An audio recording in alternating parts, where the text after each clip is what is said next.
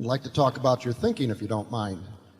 In the Fortune magazine article that you sent to all the shareholders, you referenced a practice by Darwin that when he found something that was contrary to his established conclusions, he quickly wrote it down because the mind would have pushed it out. And if you read The Origin of Species, Darwin's very careful to avoid fooling himself. He very carefully asks and answers the hard questions. It's a feedback mechanism, and you've picked up on one of his feedback mechanisms to avoid fooling yourself. So the two questions are this. If you model how you think, Charlie thinks, how physicists think, how mathematicians think, you see the same pattern. You want to use logic. You're dedicated to logic, but logic's not enough. You have to avoid fooling yourself. So you build feedback mechanisms. So the first question is, do you see it that way? That you're thinking just like mathematicians, physicists, and some of the other exceptional businessmen by being logical and being careful to have feedback mechanisms. And the second question is about other feedback mechanisms. Your partnership, sitting next to you, is a great feedback mechanism. It's hard to fool yourself when you partner with Charlie Munger. Right. This meeting's a feedback Hard to fool him, too. But that's not an accident. The meeting, on one level, is a feedback mechanism. The way you attack the annual report letter is a feedback mechanism. So could you comment, both of you, on other feedback mechanisms you developed? Thank you. Well, you've come up with two very good ones. I mean, there's no question that Charlie will not accept anything I say because I say it, whereas a lot of other people will. I mean, it's just the way the world works.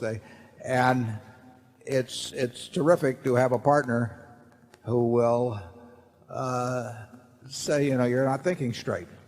Doesn't happen very often. There's no question the human mind, that what the human being is best at doing is interpreting all new information so that their prior conclusions remain intact.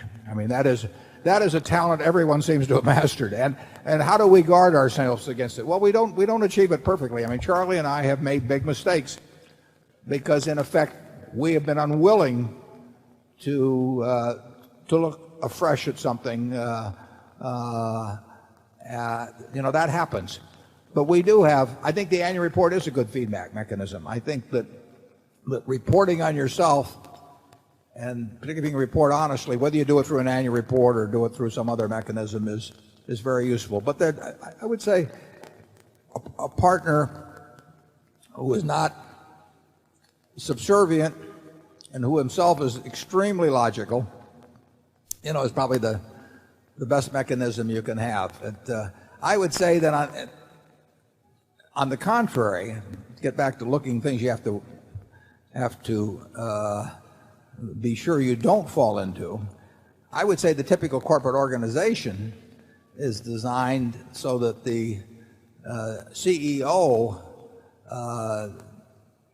opinions and biases and previous beliefs are reinforced in every possible way. I mean, having staffs around you that know what you want to do, you are not going to get a lot of you're going to get a lot of contrary thinking. I mean, most staffs, if they know you want to buy a company, you're going to get a recommendation. Whatever your hurdle rate, if it's 15% internal rate of return, which very few deals ever work out at, or 12, or they're going to come back and they're going to come back with whatever they feel that you want. And if you arrange your organization so that you basically have a bunch of sycophants who are cloaked in other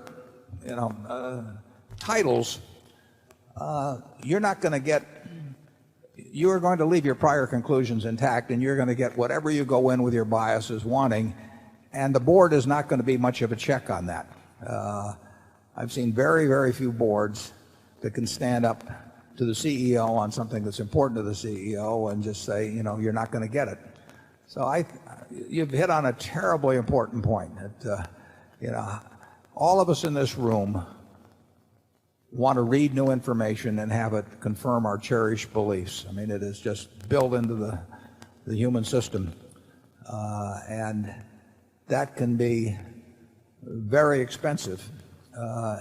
in the investment and business world. And like I say, I think we've got a pretty good system. And I think that most of the systems aren't very good that exist in corporate America to avoid falling in the trap you're talking about. Charlie? Yeah, I think it also helps to be willing to reverse course, even when it's quite painful. As we sit here, I think Berkshire is the only big corporation in America that is running off a derivative book. And we originally made the decision to allow the General Re derivative book to continue. And it's a very unpleasant thing to do, to reverse that decision, yet we're perfectly willing to do it. Nobody else is doing it, and yet it's perfectly obvious, at least to me, that to say that derivative accounting in America is a sewer is an insult to sewage. Yeah. Yeah. I would second that. I might not have chosen those exact words, and we may not even use those words in describing why we got out of it. But yeah, and in the first quarter of this year, we'll show quite a bit of income. And anything we say here, we ought to put on the internet, Mark. But I think we'll show what, 60 million or something like that of financial, or maybe it's 140. I'll take a look here. Now we'll have 160 odd million of income in that funny little line we have from financial income, but that will be after an $88 million loss in terms of getting the first steps of getting out of the General Re, what used to be called General Re Financial Products derivative book. You know, those losses were there. I mean, some of that is a shutdown loss, 30 million or thereabouts is severance pay and that sort of thing. But the truth is that derivative accounting is absolutely terrible in this country, and there are a lot of companies that will not want to face up to what would be involved if they actually got out. Now you're seeing derivative accounting unwound at Enron in a very major way. And believe me, it's not being unwound at a profit, except to the extent that the bankruptcy court lets them disaffirm certain contracts. And I mean, it is that there was no place where there was as much potential for phoning numbers at a place like Enron than in the derivative country. They were marking to model. They were doing all these things. You give a whole bunch of traders the ability to create income by putting little numbers down on a piece of paper that nobody can really check, and it can get out of control.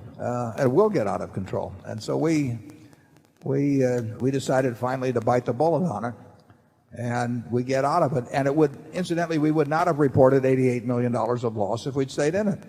Might have reported a tiny profit or something, but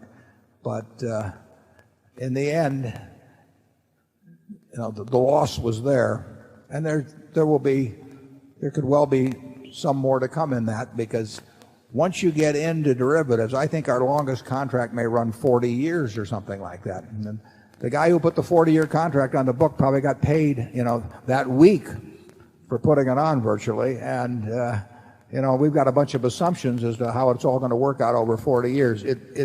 You couldn't devise a worse system. And in the end, we didn't want to be in the business when we got in it, and we are now in the process of getting out. But you don't get out fast of something like this. I mean, it's a little like hell. It's easy to get into, and it's very hard to get out of.